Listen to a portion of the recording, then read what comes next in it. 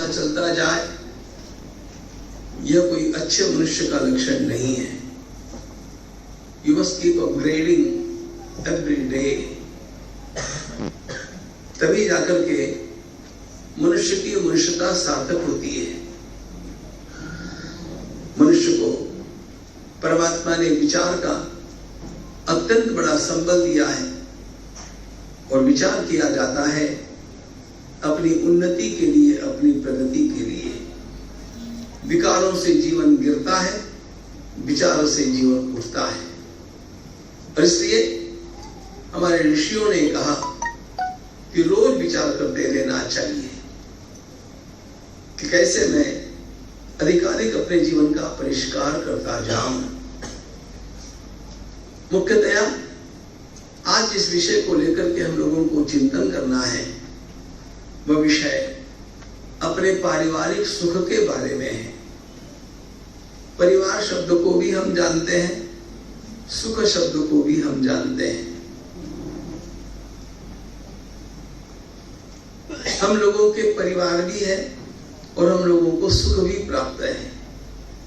विचार इस बात का करना होता है कि जो सुख आज हम लोगों को प्राप्त है वह पर्याप्त है क्या, वह सर्वांगीण है क्या, और वह सदैव सदा के लिए आगे टिकेगा क्या।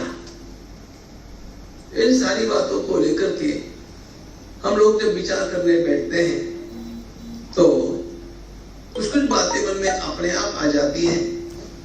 ऐसा नहीं कि मेरे ही मन में आएगी, आप लोगों के भी आ सकती है।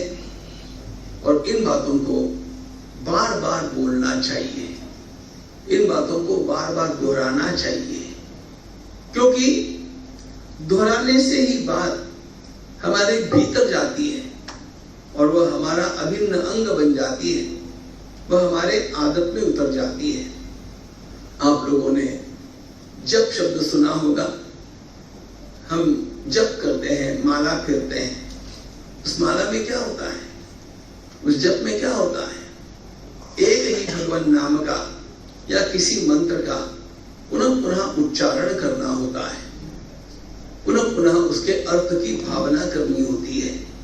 भगवान पतंजलि ने जप का अर्थ किया तज्जपा तद अर्थ भावनंच। पुनः पुनः शब्दों को दोहराना और उसके अर्थ को अपने मन में लाना। ये पुनः पुनः क्यों लाना? इसलिए लाना कि बार बार लाने पर ही वह हमारे मन के भीतर उतरने की संभावना निर्माण होती है। जो जितनी एकाग्रता से उसको करेगा उतने जल्दी उसके भीतर वो उतर सकता है, और जब वो भीतर उतरेगा तब जाकर के उसका लाभ होगा। और इसलिए जो अच्छी बातें हैं बार बार बोलनी चाहिए, अच्छी बातों को बार बार सोचना चाहिए, ताकि वह अच्छाई हमारे जीवन में उतर जाए। केवल इसी भूमिका से मैं आप लोगों के सम्मुख बैठा हूं। हमारे समर्थ रामदास स्वामी ने इसलिए कहा कि विवरले च विवरावे, एक बार बोल दिया बस हो गया ना, उसको तो मैंने एक बार बोल दिया है। अरे 10 बार बोलने पर भी नहीं होता है तो एक बार बोलने से क्या होगा। लेकिन बार बार बिना उकताए बोलते जाएंगे तो कभी न कभी वह बात हमारे हृदय को छूती है, वह क्लिक कर जाती है, हम उससे प्रभावित हो जाते हैं। और इसीलिए परिवार का चिंतन आज इस हनुमान जयंती के अवसर पर करने में मैं बड़ा उत्साहित भी हूं, क्योंकि आप जैसे श्रोता मिले। हम लोग अभी माहेश्वरी महिला मंडल की ओर से यह कार्यक्रम है। मुंबई में माहेश्वरी प्रगति मंडल है, यहाँ पर भी होगा मुझे पता नहीं। अनेक स्थानों पर अनेक संस्थाएं हैं। ये वरबंधु परिषद है, श्रीहरि सत्संग समिति है, हमारा महर्षि वेदव्यास प्रतिष्ठान है, और गणेश मंडल की गणपति की अनेक संस्थाएं होती है। ये अनेक संस्थाएं आप लोग जानते हैं। ये सारी संस्थाएं जो है, ये संस्थाएं बाद में आती है। उसमें हम जाएंगे कि नहीं जाएंगे ये हमारे मन पर निर्भर करता है।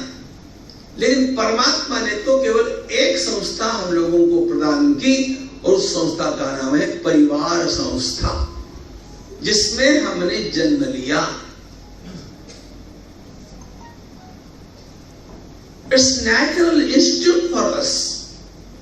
ये एक ही संस्था ऐसी है जिसको कोई टाल नहीं सकता, जिसके बिना किसी का जन्म नहीं हो सकता, और जन्म यथा कदाचित हो भी गया कहीं तो उसका संगोपन नहीं हो सकता, उसका लालन पालन नहीं हो सकता। जहां हमारा जन्म होता है और जहां हमारा लालन पालन संगोपन और विकास होता है, उस संस्था का नाम परिवार है। इसलिए मैं परिवार रहित हूं ऐसा कोई कह नहीं सकता, मैं बिना परिवार के ही पल गया ऐसा कोई कह नहीं सकता। कहीं न कहीं परिवार ने हम लोगों को संस्कार देकर के, संरक्षण देकर के बड़ा किया, इसलिए हम आज जो कुछ भी है उसके कारण है। फिर उसके पश्चात हमने कोई विद्यालय भी ज्वाइन किया, हमने अनेक संस्थाओं में भी सहभाग लिया। ये सारी बातें सबके साथ समान नहीं हैं, ये सबको करनी ही पड़ती है ऐसी भी बात नहीं है। लेकिन परिवार एकमात्र ऐसी संस्था है, एकमात्र ऐसा यूनिट है जिसके बारे में हमारे प्राचीन ऋषियों ने सबसे ऊंची सोच प्रदान की है। सबसे ऊंची सोच में क्यों बोलता हूं? इसलिए कि हमारा परिवार यह असाधारण संस्था है। कितनी असाधारण संस्था है? कौत्स नाम का बालक रघु से मिलने गया। रघु भगवान श्री राम के पूर्वज रहे। तो उससे बातचीत करते समय रघु ने उससे पूछा, तुमने जीवन का सबसे उत्तम आश्रम ग्रहण किया कि नहीं? सर्वोपकार क्षममाश्रमन्ते। क्या पूछता है रघु? तुमने जीवन का सबसे उत्तम आश्रम ग्रहण किया कि नहीं? यहां पर क्या बात है? सबसे उत्तम आश्रम कहा, सर्वोत्तम आश्रम कहा। सामान्यतया हम लोग ऐसा मान लेते हैं, जिन वस्त्रों को धारण करके मैं बैठा हूं वो हमारी संन्यास परंपरा के वस्त्र धारण करने वाले सबसे ऊंचे आश्रम में है। ऐसा लगता है, ऐसा लगता है आपको, या आपकी महानता है। हमारी परंपरा ने ये कहा है कि सबसे ऊंचा आश्रम गृहस्थाश्रम है। सर्वोपकार क्षममाश्रमन्ते। और यह केवल रघु ने नहीं कहा, हमारे समर्थ रामदास स्वामी वो स्वयं सरल सरल बोल देते हैं, यासाठी गृहस्थाश्रम। क्या बोलते हैं सुनो? यासाठी गृहस्थाश्रम सकळामध्ये उत्तमोत्तम। उन्होंने तो उत्तम भी नहीं कहा, सकळामध्ये उत्तमोत्तम। रामदास स्वामी का जनरल नॉलेज कुछ कच्चा था क्या? उनको सन्यास का पता नहीं था क्या? अरे ब्रह्मचर्याश्रम होता है, गृहस्थाश्रम होता है, वानप्रस्थाश्रम होता है, संन्यास आश्रम होता है। उनको संन्यास आश्रम का पता नहीं था, इसलिए उन्होंने गृहस्थ को सबसे ऊंचा कह दिया क्या? ना, हमारी परंपरा का यह कथन है कि गृहस्थाश्रम सबसे उत्तम आश्रम है, सबसे उत्तम। महाभारत में तो आपको स्थान स्थान पर यही वर्णन मिलेगा। अभी मैंने आपको सुनाया, सर्वोपकार क्षममाश्रमन्ते। क्यों गृहस्थाश्रम को सर्वोत्तम कहा? इसलिए कहा कि ब्रह्मचर्याश्रम, वानप्रस्थाश्रम, संन्यासाश्रम, ये सब आश्रम जो है ये गृहस्थाश्रम के द्वारा पोषित होने से चलते हैं। गृहस्थ नहीं होगा तो ब्रह्मचारी क्या करेगा? उसको भिक्षा कहां से मिलेगी? वानप्रस्थ का पोषण कौन करेगा? सन्यासी तो अपने अग्नि को छू नहीं सकता है, वो अपना भोजन, अपनी भिक्षा कहां से पाएगा? तीनों आश्रम भी चलते हैं क्योंकि गृहस्थ ने एक घर बसा करके रखा है, उसका नाम गृहस्थाश्रम है और वो सर्वश्रेष्ठ है। अच्छा लगा ना आपको? बहुत सर्वश्रेष्ठ है, बहुत अच्छा। वो तो बोला ही है, हमारे ऋषियों ने बोला, संतों ने बोला, सबने बोला है। तो मुस्कुराइए कि आप गृहस्थ हैं। The highest, higher than this। अब एक बात और सुन लीजिए, हमारी परंपरा में ऐसा है, जो सबसे अच्छा होता है ना, उसके ऊपर जिम्मेदारी भी सबसे ज्यादा होती है।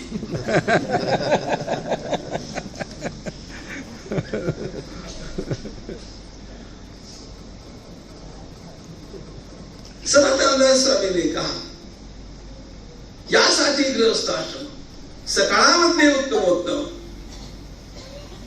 परंतु पाहिजे स्वधर्म आणि भूतदया। क्यों गृहस्थाश्रम सबसे उत्तम आश्रम है, इसको समझिए। गृहस्थाश्रम शब्द का अर्थ, मियां बीवी ने विवाह कर लिया और साथ में रहने लग गए और गृहस्थाश्रम हो गया, ऐसा कृपा करके मत समझिए, इसको उत्तम नहीं कहा है। ये मियां बीवी राजी हो गए, साथ आ गए, मिल लिए और पता नहीं कितने दिन तक साथ रहने वाले, ये भी एक समस्या है आजकल। तो इसको गृहस्थाश्रम कहेंगे क्या, इसको सर्वोत्तम कहेंगे क्या? जब आपको उत्तमोत्तम कहा, सबसे उत्तम कहा, संन्यास से भी उत्तम कहा, इसका अर्थ आपके ऊपर बहुत बड़ी जिम्मेदारी डाली है। इसका अर्थ आपके लिए बड़ा विश्वास हमारी परंपरा ने व्यक्त किया है।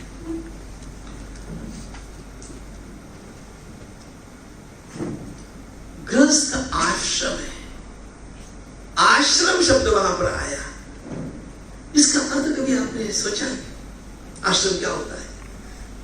मन में चले गए, वहां पर कुटियाएं देखी, उसको आश्रम कहते हैं, ऐसी बात नहीं। केवल वो तो उस समय की व्यवस्था थी, वैसी होनी भी चाहिए, होती भी है।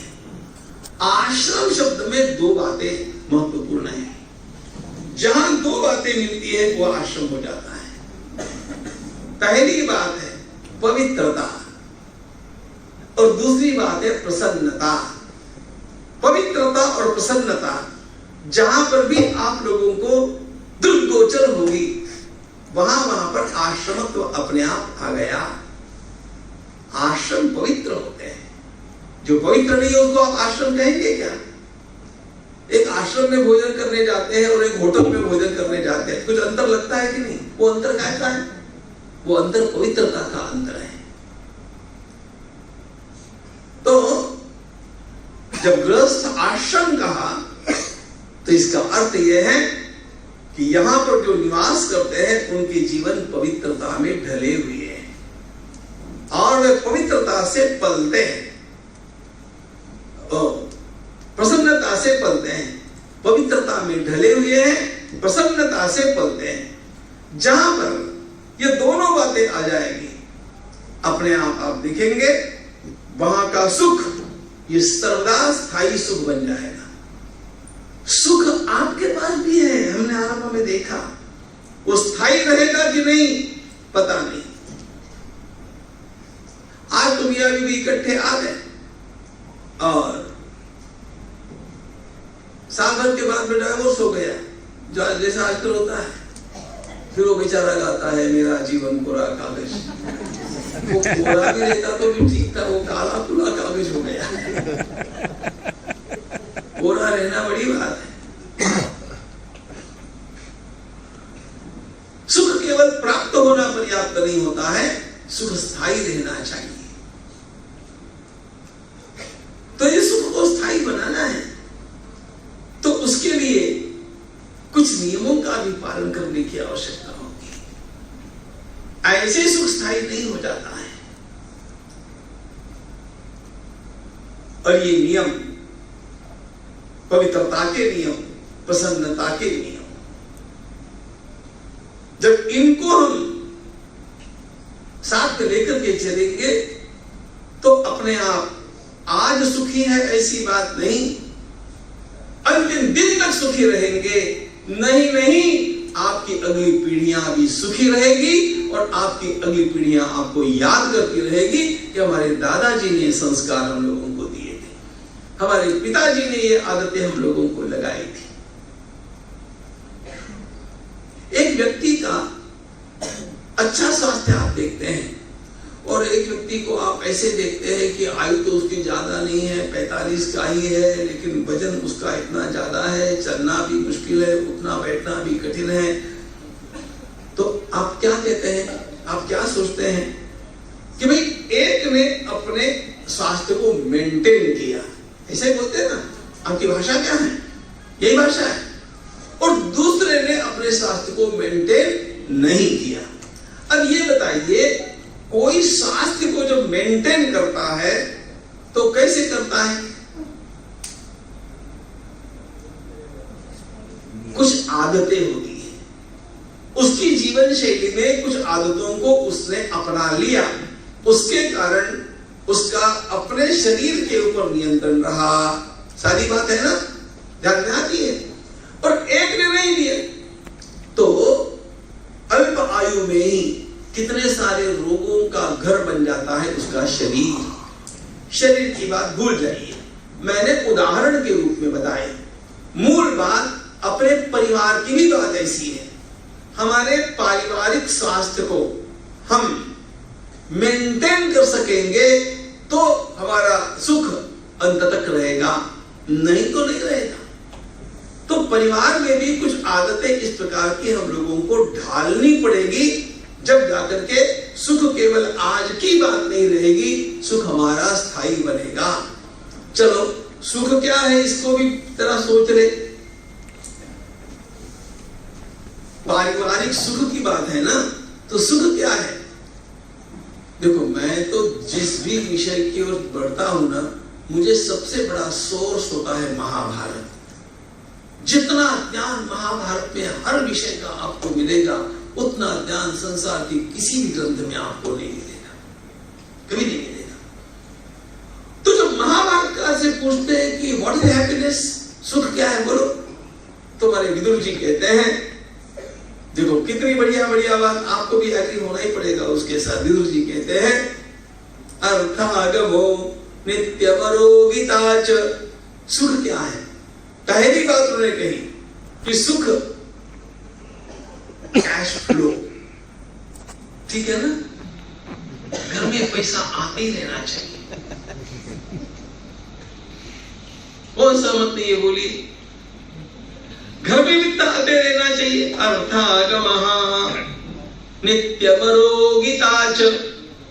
लेकिन आया हुआ जो धन है, उस धन का उपभोग अथवा उपयोग करने के लिए मेरा स्वास्थ्य भी अच्छा होना चाहिए। सुख का दूसरा सुख दिया, स्वास्थ्य अच्छा होना। नित्यमरोगिताच, निरोग जीवन, शरीर में कोई रोग नहीं। महाभारत का कहते हैं सबसे बड़ा लाभ हो गया, सबसे बड़ा लाभ। अर्थागमो नित्यमरोगिताच। फिर तीसरी बात कहते प्रिया च भार्या, पत्नी प्रियो। अब ये उपलक्षण है, पत्नी प्रियो, इसका अर्थ पत्नी के लिए पति प्रिय हो, पति के लिए पत्नी प्रिय हो। ये सुख का साधन है कि नहीं भाई?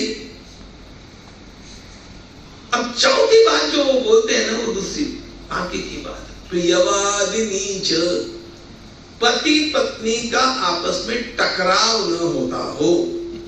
अब यहां से देखिए, कहीं न कहीं हमारे सुख में बाधा आती है। घर में पैसा भी है, आरोग्य भी अच्छा है, और जब विवाह किया था तब प्रेम रहा भी था। अब था, मैंने इसलिए कहा कि हमारे पूज्य मुरारी बापू एक बार कथा में बोल गए कि जब विवाह होता है तो पत्नी चंद्रमुखी लगती है पहले वर्ष में, दूसरे वर्ष में सूर्यमुखी लगती है, और तीसरे वर्ष में ज्वालामुखी लगती है। अब ये मुझे पता नहीं है, उनको पूछिए, कुछ पूछना है तो तब मैंने अनुमान किया कि भाई ये प्रिया च भार्या विवाह के समय तो ठीक था, लेकिन आगे पता नहीं क्या हो गया, प्रियवादिनी च, फिर आगे चल करके दोनों में शाब्दिक टकराव न होता हो तब सुख है। नहीं तो क्या होता है पता है, गाड़ी में बैठे तो एसी ठंडा ठंडा, घर में घुसे तो मार्बल ठंडा ठंडा, कमरे में गए तो एसी ठंडा ठंडा, सामने आइसक्रीम आया तो ठंडा ठंडा, फ्रिज खोला तो ठंडा ठंडा, सब कुछ ठंडा ठंडा, दिमाग सबके गरम। ऐसा वातावरण, ऐसा वातावरण, ये दिमाग गरम जो हो जाते हैं ना, इसका भी कुछ इलाज होना चाहिए।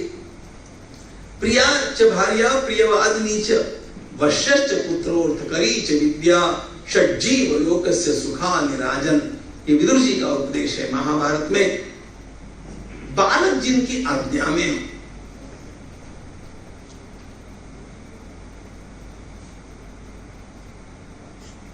एक बात ध्यान रखना, आपका सोचना कुछ अलग है और बालकों का सोचना कुछ अलग है। आरंभ में तो ये बातें ध्यान में नहीं आती है, लेकिन जैसे जैसे वो बड़े होते हैं और उनके पर फूटते हैं, और हमारी मराठी भाषा में बोलो तो सींग फूटते हैं, तब जाकर के उनके साथ जब आपका मतांतरण आरंभ होता है और फिर संघर्ष का आरंभ होता है। ऐसा हो गया तो सुख कहां गया? वो सुख टिकने वाला नहीं है। पश्चात पुत्रोर्थकरी च विद्या, जो विद्या मैंने पढ़ी उससे मुझे अर्थ भी प्राप्त हो रहा है। इस प्रकार की व्यवस्था ये सुख के लक्षण बतलाए। कुल मिलाकर के ये सुख परिवार में स्थायी होना हो तो क्या करना पड़ेगा, कैसे ये किया जा सकता है, यह बहुत सोचने का विषय है। और ये बहुत सोचने का मतलब कितना सोचने का विषय है? ये जीवन में सबसे अधिक सोचने का विषय है। कितना भी धन मैंने कमाया और पारिवारिक शांति को मैंने खोया तो आपने कमा करके क्या किया? कितना भी समाज में मेरा नाम बड़ा हो गया लेकिन परिवार को मैं संवार नहीं पाया तो मैंने फिर क्या किया? तो मुख्य बात, हमारा ये पारिवारिक जीवन कैसे अच्छा हो सकता है, इसके बारे में हमारे प्राचीन ऋषियों ने जो कुछ बतलाया वो मुझे बड़ा महत्वपूर्ण लगता है, बहुत महत्वपूर्ण लगता है। उत्तम परिवार आप किसको कहेंगे? और उत्तम परिवार में जाने के बाद आपके मुख से सहज वाक्य क्या निकलता है? एक भरा पूरा परिवार जहां पर सारे लोग इकट्ठे हुए हैं और हंसी मजाक और बड़े प्रसन्न वातावरण में हिल मिल करके सब लोग बातचीत भी कर रहे हैं और अपने जीवन का विकास भी कर रहे हैं। ऐसा भरा पूरा परिवार देखते ही हमारे मुख में एक नाम आता है। कैसा परिवार है? गोकुल जान लागे, गोकुल जान लागे, लगता है ना? गोकुल ये शब्द हमारे ऋषियों ने हम लोगों के सामने दो आदर्श रखे। सर्वोत्तम राज्य जहां भी होगा, हमारे दृष्टि किसी भी व्यक्ति का, वो चाहे राज्य की बात है चाहे संस्था की बात है, लेकिन जहां न्याय होगा, जहां नीति होगी, वहां जाकर के जब देखेगा तो कहेगा यहां तो राम राज्य, राम राज्य का the ideal of the state is Ram Raj and the ideal of the family is Gokul। ये जो गोकुल शब्द हम लोगों के यहाँ पर आया, इस एक शब्द में बहुत कुछ छिपा हुआ है। क्या छिपा हुआ है आप देखेंगे। भागवत की कथा आप सुनते हैं, कथाएं कहने के लिए नहीं बैठा हूं, लेकिन इतना तो आपको पता है, भागवत में और कोई उत्सव हो चाहे न हो, कृष्ण जन्मोत्सव तो होता है। कृष्ण का जन्मोत्सव हुआ, कौन कौन नाचा, किसने किसने आनंद मनाया? नंद बाबा है, यशोदा माता है, रोहिणी जी है, बस ना। पूरा गोकुल उमड़ गया, पूरा गोकुल उमड़ गया। नंद के आनंद भयो जय कन्हैया लाल की। एक बात, उसके 6 दिन बाद पूतना आई और पूतना ने भगवान को मारने का प्रयास किया। कथा नहीं बोलता हूं, लेकिन कौन कौन दौड़े? सारी गोकुल की महिलाएं दौड़ी, छोटी छोरियां दौड़ी, युवतियां दौड़ी, वृद्धाएं दौड़ी, सब दौड़ करके आए। सारी गोपियों का वर्णन वहां पर है। नंद बाबा के घर बालक का जन्म हुआ पूरा गोकुल नृत्य करने के लिए सुख में साथ आ गया। यशोदा मैया के लाला के ऊपर आपत्ति आई, पूरे गोकुल की महिलाएं वहां पर पहुंच गई। गोकुल गोकुल इसलिए है कि वहां पर सुख में एक रूपता है और दुख में भी एक रूपता है। परिवार गोकुल तब बनता है जब सबकी सुख में एक रूपता रहेगी और दुख में एक रूपता रहेगी। सुख अकेले का नहीं, दुख भी अकेले का नहीं। और सुख और दुख की बात, विशेष बात आप ये जानिए कि जब सुख बढ़ता है ना तो सुख बढ़ता है, इट गेट्स मल्टीप्लाइड।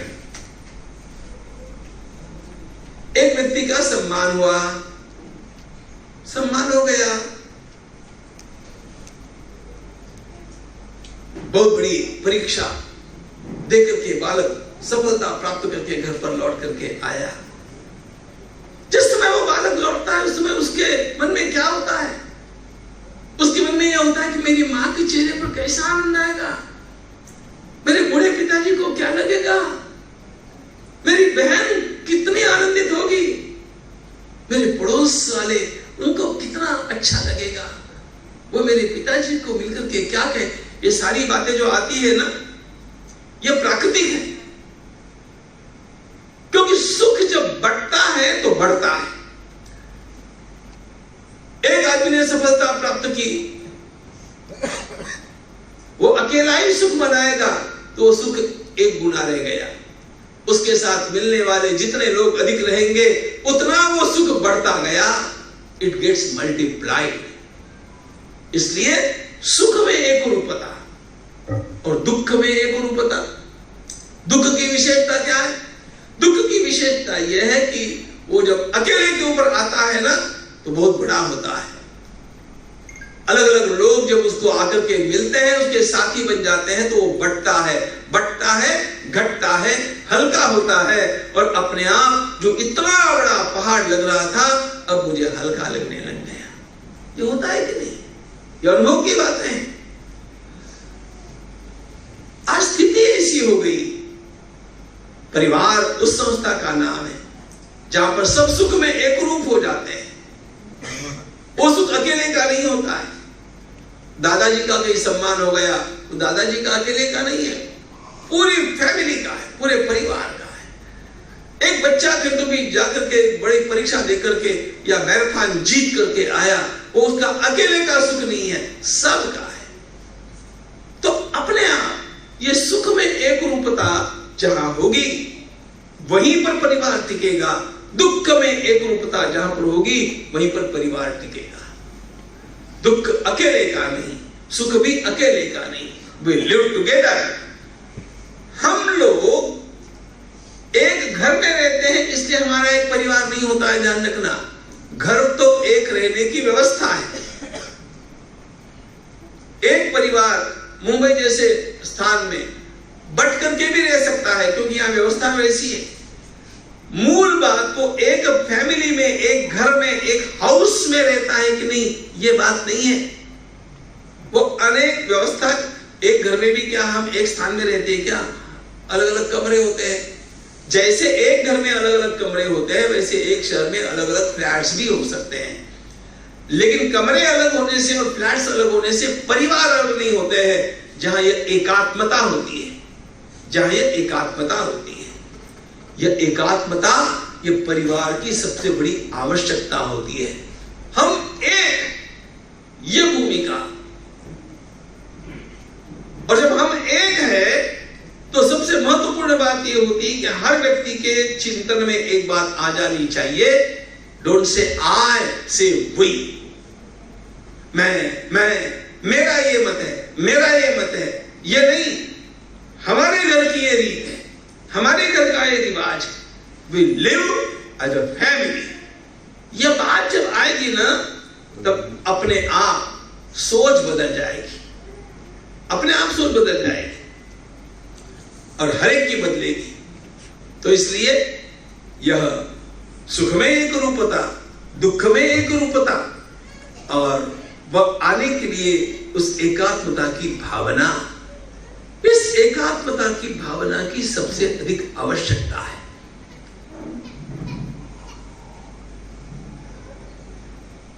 आपको पता है संपूर्ण महाभारत में पांडव क्यों जीते? पांडवों के जीतने के जो कुछ कारण है ना, ध्यान रखना, सभी पांडव समान नहीं थे, सभी पांडव निर्दोष भी नहीं थे, उनके भी अपने अपने स्वभाव है। कोई भी पांडव अत्याचारी अन्यायी नहीं था, बुराई नहीं थी। बुराई ना होने पर भी स्वभाव की भिन्नता तो थी। भीमसेन का स्वभाव अलग है, युधिष्ठिर का स्वभाव अलग है, अर्जुन का अलग है, नकुल सहदेव का अलग है। सभी के स्वभावों में भिन्नता है, सभी की योग्यता में भी भिन्नता है। सभी उतने शूरवीर नहीं है, लेकिन फिर भी पांडव जीत गए। इसका मुख्य कारण एक था, कभी भी पांडवों ने मैं का विचार नहीं किया, हम का विचार किया। हम साथ में हैं, हम एक हैं। मैं आपको एक सबसे, ये उदाहरण आपको पता नहीं है, आपको जब द्रौपदी को दांव पर लगाया गया और द्यूत का प्रसंग आया, ध्यान में रखना, ये सारे प्रसंग जो है ना, these are case studies, these are examples for our brainstorming। हम लोगों को सिखाने के लिए है ये सारे प्रसंग। वहां पर क्या हुआ? भीमसेन तो इतने गुस्से में आ गए थे जब द्रौपदी को युधिष्ठिर ने दांव पर लगाया। धर्मराज ने चले गए भीमसेन और सहदेव से कहा, सहदेव, इसको इतनी अकल नहीं, बड़े भैया को इतना खराब काम किया, द्रौपदी को दांव पर लगाया। तुम आगला, सहदेव अग्निमानय, तुम अग्नि लेकर के आओ, मैं इसके हाथ जलाता हूं। जिस हाथ से इसने फांसे फेंके मैं उसको जला दूंगा। कितना चिढ़ गया भीमसेन कि उसके वहां पर बात क्या है। अर्जुन ने भीम का हाथ दबाया। This is not the proper time for this, behave. ज्यादा बोला भी अर्जुन ने केवल हाथ दबाया। इतना गुस्सा आया था भीम को, भीम पी गया, क्योंकि अर्जुन को पता था कौरव यही चाहते हैं कि हम में फूट निर्माण हो जाए और हमारी फूट हमें नहीं डूबेगी। उसी समय का प्रसंग आपको बतलाता हूं। दुर्योधन ने गैम्बलिंग किया। दुर्योधन ने कहा, देखो धर्मराज ने आप लोगों को दांव पर लगाया, आप चारों में से कोई भी भाई अथवा द्रौपदी ये कह देगी कि धर्मराज को हमें दांव पर लगाने का अधिकार नहीं था, उसको मैं मुक्त कर दूंगा। आप में से किसी को यह बोलना चाहिए कि उनको यह अधिकार नहीं था। कितनी सारी बात थी। भीम कह सकता था, अर्जुन कह सकता था, द्रौपदी भी कह सकती थी। एक ने भी ये नहीं कहा, क्योंकि इन लोगों के ध्यान में आ गया कि यही तो फूट हमें निर्माण करने का प्रयास चल रहा है।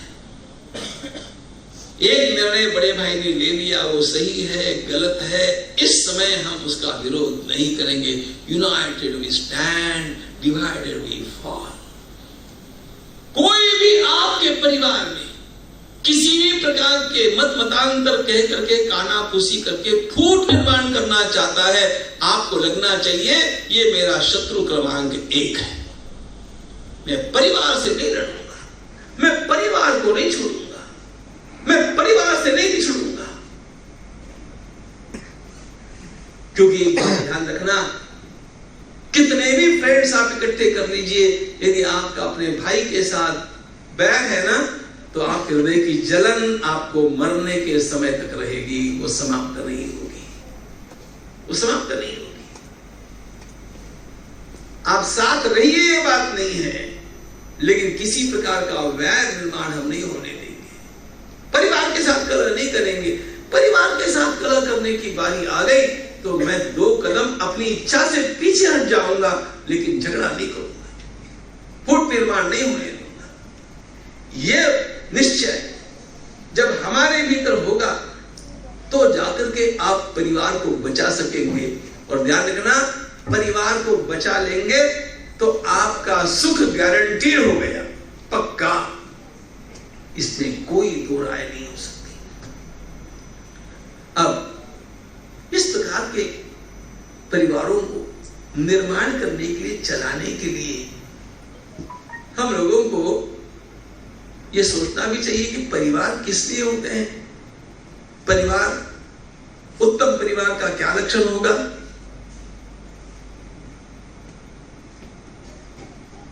मैं अपनी सोच के अनुसार आपको बताना चाहता हूं।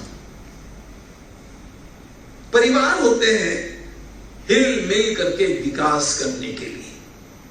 हर व्यक्ति का विकास होना चाहिए, हर व्यक्ति की क्षमताओं का विकास होना चाहिए, और यह विकास करते समय कभी भी उसका अन्य लोगों के साथ जो संबंध है उसमें किसी प्रकार की दूरी निर्माण नहीं होनी चाहिए। उसके ऊपर का भार कम रहते हुए उसका विकास होना चाहिए। अब ये कैसे होगा?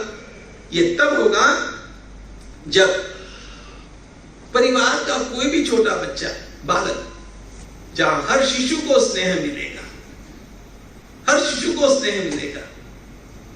मैं हर शिशु को बोलता हूं, अभी दिवालियां जेठानियां कितनी होती है पता नहीं, ननद भौजाई तो होती होगी, लेकिन कहीं पर भी किसी के भी मन में एक बालक से प्रेम करते समय ये नहीं आना चाहिए कि उसका है कि मेरा है कि किसी का है। अरे मैंने ऐसे परिवार देखे हैं जिन परिवारों को वर्षों तक जानने के पश्चात मुझे पता चला कि ये बच्चे इनके हैं और ये बच्चे इनके हैं। इतने भुले मिले परिवार, इतने भुले मिले। और भगवान की कृपा मारवाड़ पर तो ये रही है कि मारवाड़ में ऐसा देखने मिलता है आज भी कुछ स्थानों में। आगे कितना टिकेगा उसकी चिंता हम लोगों को करनी चाहिए, लेकिन ये बच्चा है, वो घर का राजा है, सभी को उससे प्रेम करना चाहिए।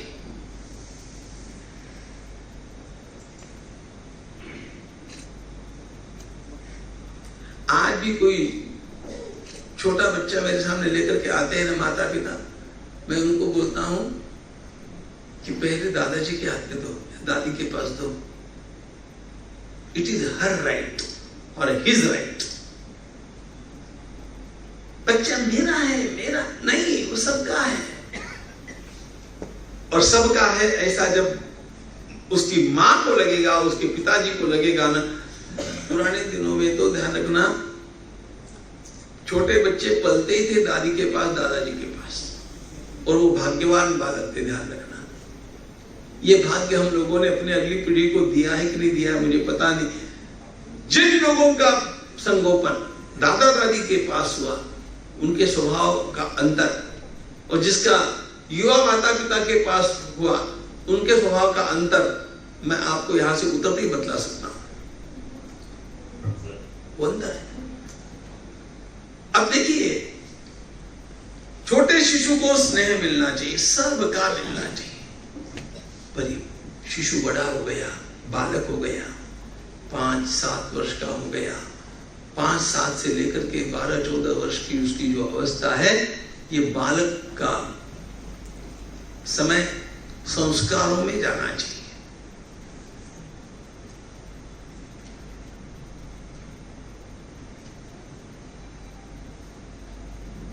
टाई लगा करके उसको कॉन्वेंट में भेज करके हम लोग मान लेते हैं कि बस हमारे पितर तो तर गए। ऐसा नहीं होगा। जहां पर आप उसको भेज रहे हैं वहां तो उसको जीविका की शिक्षा तो मिलेगी, जीविका की, कैसे कमाना है इसकी विद्या तो वहां पर वो सीख लेगा, लेकिन जीवन की विद्या उसको नहीं मिलेगी। जीवन की विद्या उसको मिलने के लिए कुछ संस्कारों की आवश्यकता है। जो रामायण से मिलेगी, महाभारत से मिलेगी, भगवत गीता से मिलेगी, संतों के वांग्मय से मिलेगी और हमारी परंपरा की अच्छी कहानियों से मिलेगी। यदि उस बालक को उस प्रकार से ढाला नहीं गया, ये किसका दोष है बोलो? उसको केवल पैसा कमाने की विद्या सिखाई और सबका ध्यान उधर,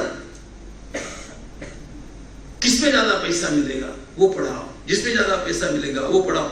मुझे एक प्रसंग याद आता है, मैं आपको बतलाता हूं। पूज्य स्वामी अखंडानंद जी महाराज के आश्रम की बात है, वृंदावन की।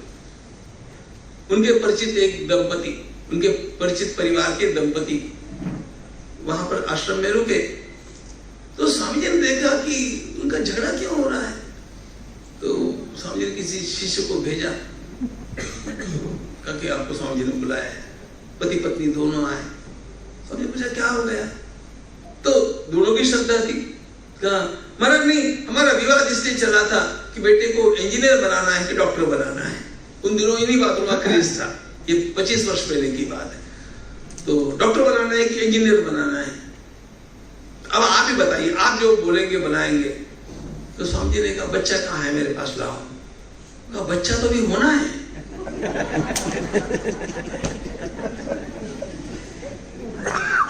बच्चा होना है और इनका झगड़ा चला है, उसको क्या बनाना है। ये क्या है पता है? हम अपनी सारी कल्पनाएं उन बालकों के ऊपर इस कदर थोपना चाहते हैं, वो उसके लिए योग्य है कि नहीं, वो उसको प्रिय है कि नहीं, विषय इसका भी विचार नहीं करना चाहते। इसका परिणाम यह है, क्या ध्यान रखना, किसान आत्महत्या कर रहे हैं, ये देश की समस्या केवल नहीं है, छोटे बच्चे आत्महत्या कर रहे हैं, ये देश की और बड़ी समस्या है। बच्चे आत्महत्या कर रहे हैं, परीक्षा में थोड़े गुण कम मिल गए, बच्ची ने आत्महत्या कर ली। ऐसे कितने बालक, किसी का कंपटीशन में नहीं फर्स्ट नंबर आया। इतनी सारी उनकी अपेक्षाएं हमने क्यों बढ़ा दी? हमने उनको सही संस्कार नहीं दिए। ध्यान, बालक को संस्कार मिलने चाहिए। बालक बड़ा हो गया, अच्छा संस्कार कौन देगा? ये संस्कार देने का काम मुख्यतः मां का होता है। हम छत्रपति शिवाजी महाराज का नाम लेते हैं, स्वामी विवेकानंद का नाम लेते हैं, जानना यह चाहिए कि दोनों की माताओं ने उनको बनाया, ये संस्कार माताओं ने दिए। अच्छा बालक हो गया 12-13 वर्ष का, अब उसके ऊपर तो ज्यादा ध्यान रखने की आवश्यकता हो गई, क्योंकि यही समय है जब उसके भीतर विकार निर्माण होते हैं, जब उसके भीतर कुतूहल निर्माण होता है, जिस समय कुसंगति उसको पूरी तरह गिरा सकती है। इस किशोर को संरक्षण मिलना चाहिए।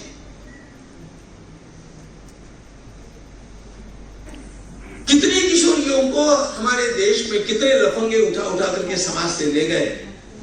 मैं आपको यहाँ पर नीचे उतर करके सूची दे सकता हूं अच्छे घरों की। दोष किसका है? मां संरक्षण नहीं कर पाई, मां ध्यान नहीं रख पाई, पिताजी को बिजनेस से फुर्सत नहीं और मां को टीवी से फुर्सत नहीं, और आज वो आ गया व्हाट्सएप, उससे फुर्सत नहीं, तो इन बालकों का क्या होगा? कौन इनके ऊपर ध्यान रखेगा?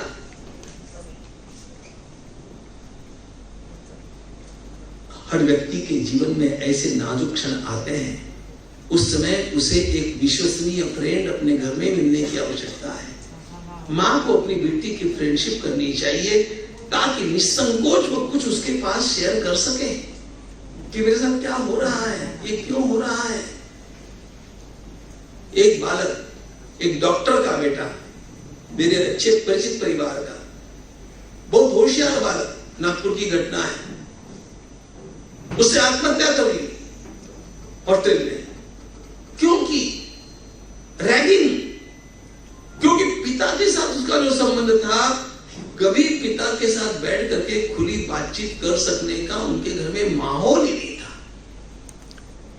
आवश्यकता इस बात की होती है जहां उन बालक को, उनको बालिकाओं को संरक्षण मिलने की आवश्यकता है, और ये संरक्षण इमोशनल है, भावनिक है, इसलिए उनकी भावनाओं से घुलने मिलने की भी आवश्यकता है।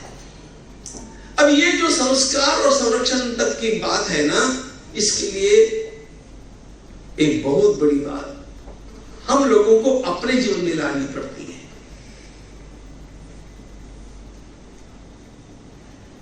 आपके बालक आपसे दो बातें चाहते हैं, आप उनको कॉस्टली गिफ्ट्स मत दीजिए, लेकिन दो बातें अवश्य दीजिए। उनको समय दीजिए, उनके पास बैठिए, उनसे बातचीत कीजिए।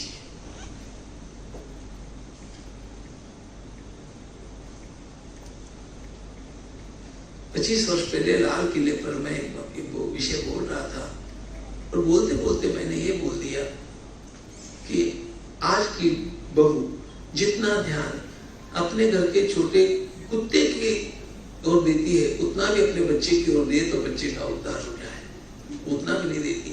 आपको सत्य बात बतलाता हूं, मैं व्यासपीठ से नीचे उतर करके आया, एक युवा महिला एकदम मेरे सामने आकर के गिरने लगी। लोगों ने उसको पकड़ लिया और रो रही थी। मतलब क्या हो गया, क्या हो क्या गया? उसने कहा महाराज आज आपने मेरी आंख खोल दी। मैंने वास्तव में मेरे पप्पी की ओर जितना ध्यान दिया उतना ध्यान मेरे बच्चे की ओर नहीं दिया। आज से मैं बदल रही हूं। हम उनको समय देते, पिताजी को लगता है कि उसके लिए बढ़िया से बढ़िया स्कूल में भेज दिया, इतना कॉस्टली उसका खर्चा कर दिया, उसके लिए चेक दे दिया, उसके लिए मैं रात दिन खट रहा हूं। That is not enough. You must talk to him, you must eat with him, you must share your thoughts with him, even the emotions with him. उसको पूछना चाहिए। बच्चे के साथ जब तक हम घुलेंगे मिलेंगे नहीं, उनके मन का विकास नहीं होगा। एक बात, इसलिए आप अपना समय दीजिए। बच्चों को समय चाहिए, थोड़ा समय उनके लिए निकालिए। किटी पार्टी थोड़ी कम करेंगे तो चलेगा, वैसे भी वो फालतू की होती है। छोटे बालक आपका समय चाहते हैं बंदी। दूसरी बात, छोटे बालक दूसरी बात आपसे चाहेंगे, यदि आप वास्तव में अपने घर का उद्धार करना चाहते हैं, अपने समाज को बचाना चाहते हैं, अपने जीवन को सुखमय बनाना चाहते हैं, तो set an example before them. मेरे बालकों को कैसे बनना चाहिए ऐसा आपको लगता है, वैसे आप पहले बन जाइए।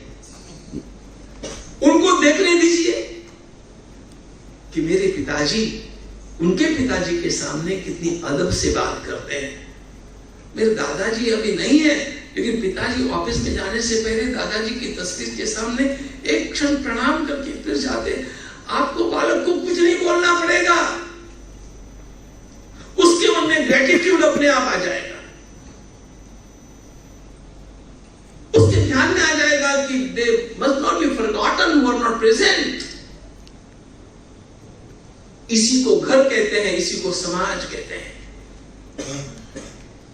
Set an example. कुछ मत करो, दो ही बातें, थोड़ा सा समय दो और जैसे वे बने ऐसा आपको लगता है वैसा थोड़ा थोड़ा उनके सामने तो भी आप बन करके दिखाओ। बच्चे को मां कहेगी टीवी क्या देखता है, इतना क्या टीवी देखता है, बंद करो, और वो स्वयं बैठेगी, तो बच्चा क्या करेगा? बच्चे नहीं मानेंगे। आज के बालक, नई पीढ़ी और नई पीढ़ी के भी लगी जो छोटी पीढ़ी है, मैं देख रहा हूं, बहुत सिंसियर है, बहुत शार्प है, बहुत अच्छी है। जो बात वो पकड़ लेती है उसको करके रहती है। लेकिन आज वो खोज रहे हैं कि whom to follow। जिसको फॉलो करना चाहते हैं वही आगे जाकर के बर्बाद कर देता है। whom to follow। आपको शिवाजी महाराज बनने की आवश्यकता नहीं, आपको विवेकानंद बनने की आवश्यकता नहीं, आपको एक अच्छा पिता बनने की आवश्यकता है, एक अच्छी मां बनने की आवश्यकता है, एक अच्छी बहू और एक अच्छा बेटा बनने की आवश्यकता है। परिवार को सुखी रखना है। आवश्यकता इस बात की है कि घर के युग को युवकों को स्वतंत्रता मिलनी चाहिए। हमारे पुराने परिवार के जो अनेक लोग हैं ना, थोड़ा सा भी नई पढ़ी लिखी बहू ने आकर के अपने मन जैसा कुछ किया तो इनके तेवर चढ़ जाते हैं। आजकल की छोरियां, ये गड़बड़ है। अरे वो छोरी नहीं, वो पढ़ी लिखी है, आपकी छोरी जैसी ही है, बहुत जानती है, उसका उपयोग करो, कुछ बातें उससे पूछो। हमारी पुरानी सास को तो बहू से कुछ सलाह लेना तो उसके दिमाग में नहीं आ सकता। मैं कथा में उदाहरण देते रहता हूं। हमारे पुराने दिनों में छाछ बिकती नहीं थी, अब तो पानी में बिकता है तो बात अलग हो गई।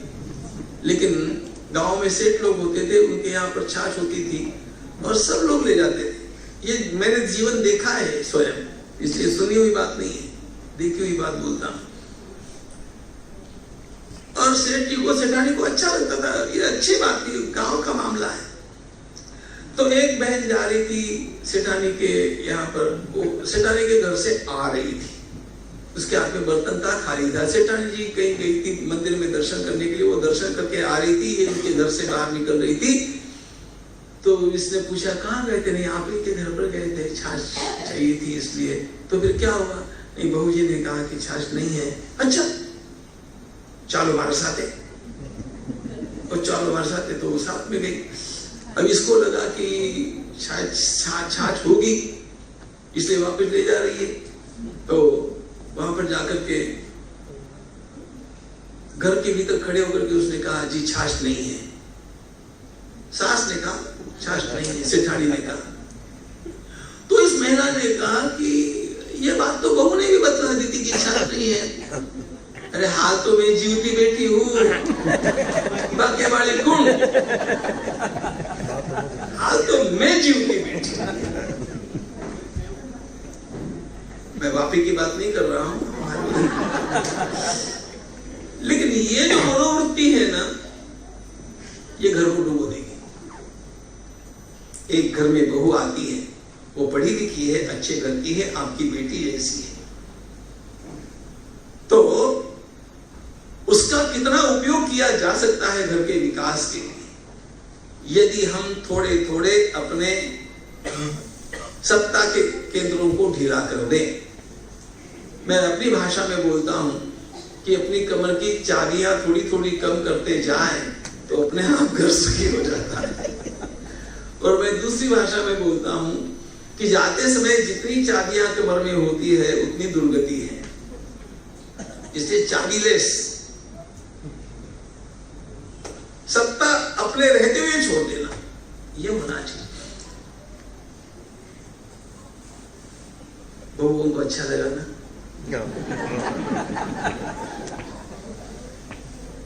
बेटों को भी अच्छा लगा। आपको स्वतंत्रता मिलनी चाहिए।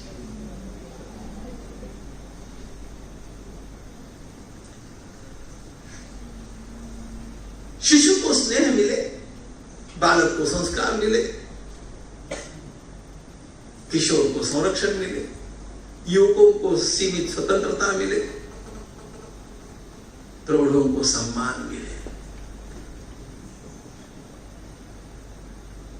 पढ़ी लिखी बहू का भी तो एक कर्तव्य है कि मैं कुछ भी कर रही हूं, आपसे जो बड़े घर में है प्रौढ़, वो आपको नहीं नहीं कहेंगे, लेकिन किसी भी बात को करते समय एक बार उनसे कहिए, एक बार उनसे पूछिए।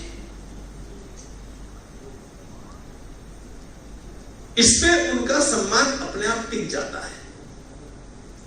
घर है और घर में एक दूसरे को बिना पूछे बिना कहीं सब चल रहा है तो बिलोंगिंग तो है नहीं। रोकिएगा नहीं कोई किसी को, लेकिन बिना कहे बिना पूछे कुछ कीजिएगा भी नहीं। I belong to a family, इसलिए जो बड़े हैं मैं कुछ भी करूंगा उनसे पूछ करके करूंगा, उन्हें कह करके करूंगा, उनके अज्ञान में नहीं करूंगा। हमारी पार्टियां बुक हो जाती है, ट्रैवल बुक हो जाता है, सब बुक हो जाता है, और बिना कहीं जाते समय हम कहते कि हमारा वो प्रोग्राम पहले से फिक्स था और वो पहले ही बोल देते थे। एक सादी सम्मान की बात है।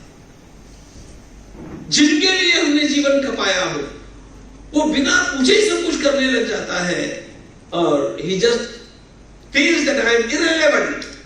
ये कितना बड़ा दुख होता है, ये आपको जब आप बड़े होंगे तब पता चलेगा, लेकिन तब तक आपकी बाजी निकल चुकी होगी। इसलिए प्रौढ़ों को सम्मान दीजिए, उनको और कुछ नहीं चाहिए।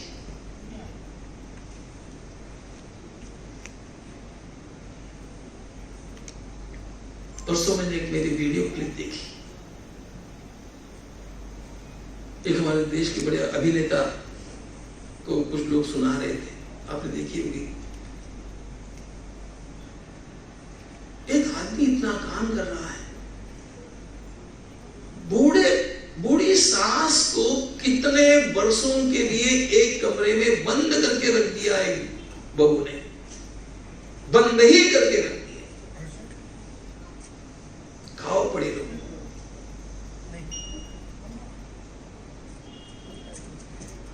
दुख की बात क्या बताऊं मैं आपको, परसों नागपुर की एक घटना है।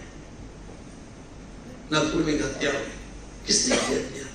एक बच्ची को एक कपल ने, मारवाड़ी कपल ने दत्तक लिया था, अनाथ गृह से लिया था। वो बड़ी हो गई, उसने किसी विधर्मी युवक के साथ शादी करना चाहा।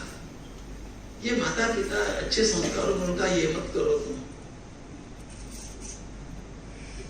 उस लड़की ने और उस विधर्मी लड़के ने, दोनों ने मिलकर के दोनों को ही मार डाला। जस्ट 4 दिन ही हुए अभी इस घटना। ये सब क्यों हो रहा है? ये सब हमारी सोच ही इतनी भौतिक हो गई, कुसंगति में पढ़ करके ये सब हो रहा है।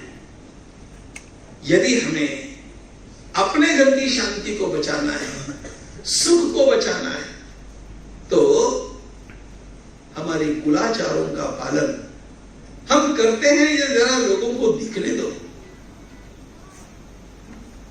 और सादी सादी बातें होती है, हम बिंदी लगावे कि नहीं और चूड़ी पहने कि नहीं, इन बातों के साथ हमारे धर्म का, हमारे रीति रिवाजों का क्या संबंध है, ऐसा विचार मन में नहीं आना चाहिए।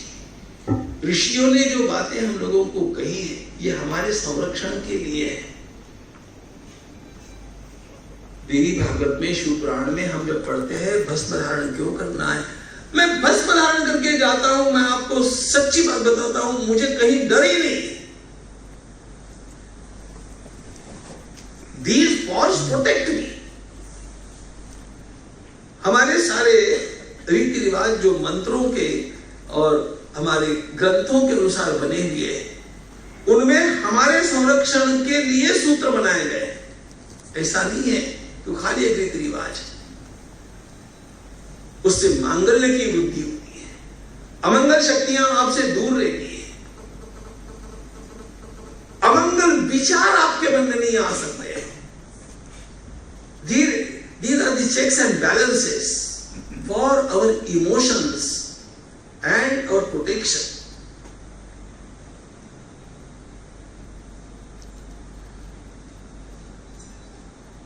प्रौढ़ को सम्मान चाहिए।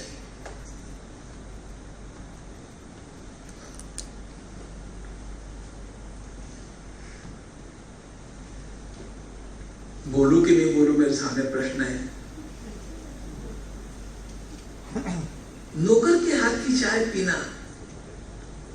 और बहू ने सास के लिए चाय बना करके लाई वो चाय पीना, इसमें कुछ अंतर है कि नहीं बोलो? छोटे छोटे वशीकरण है। ससुर बीमार है, अरे धन उसके पास बहुत है, लेकिन उसको एक ऐसे बहू की आवश्यकता है जो उसके सिरहाने बार बार जाकर के पूछे कि बाबूजी आप कब ठीक होंगे।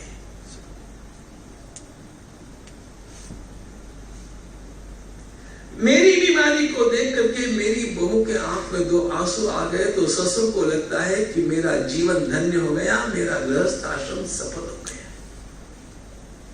That love is required, you pray, belonging,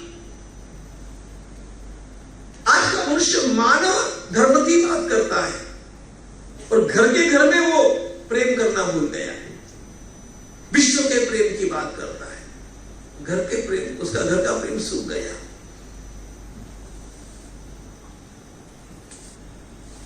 लोग ऐसा कहते हैं कि पूरा संसार, विज्ञान इतना बढ़ गया कि पूरा संसार एक कमरे में आ गया। पूरा संसार तो एक कमरे में आ गया, एक कमरे में सोने वाले दोनों एक दूसरे से विद्युत हो गए, अलग अलग दूर चले गए। इसका क्या? उनके भीतर का अंतर बढ़ गया, इसका क्या? ये अंतर कम कैसे होगा? ये प्रेम से होगा।